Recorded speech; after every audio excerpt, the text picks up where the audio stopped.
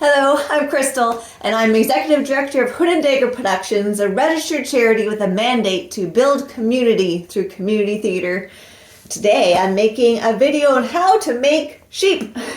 Our upcoming show, The 39 Steps, has an ordinary Canadian finds himself swept up into a spy adventure while he's traveling in the UK.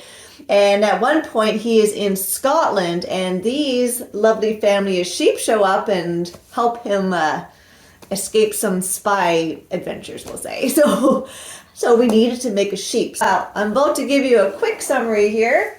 And it was all from just wood, just stuff I had lying around the house. The only thing I bought was the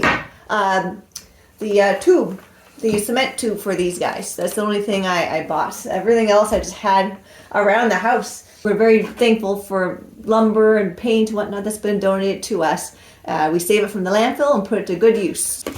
So I have back my cardboard tubes. Next, I need to, for ease of mobility on stage, I attach little handles on each of the sheep so they're easily mobile by the stage crew.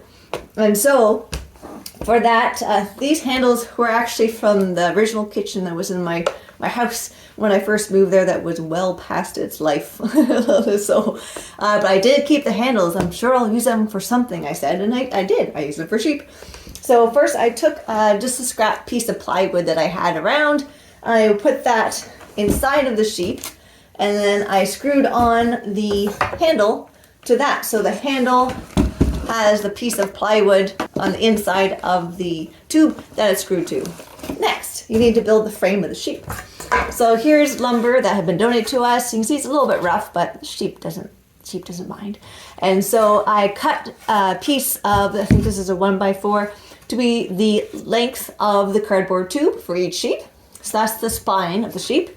And next I had other plywood that had been donated to us that I just guesstimated how tall do we want these sheep to be. And so I cut 4 to be the same size, same length. And to give the sheep more stability, I used just chunks of 2x4 and put them on either side of the spine.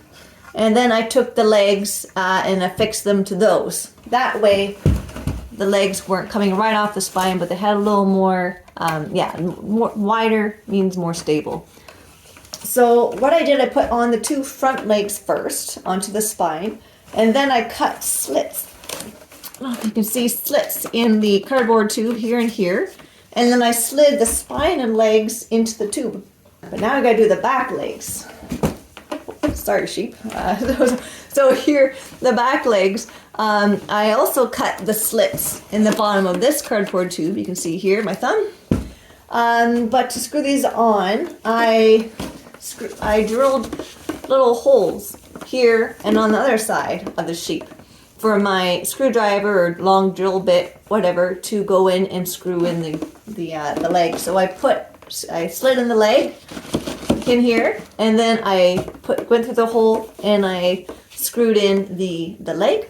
And next you have to do the neck. So the neck, that's where you use the random scrap of plywood that you have around the house. You can kind of see the outline of it. So right here, it's affixed to the spine, and then it comes out like this.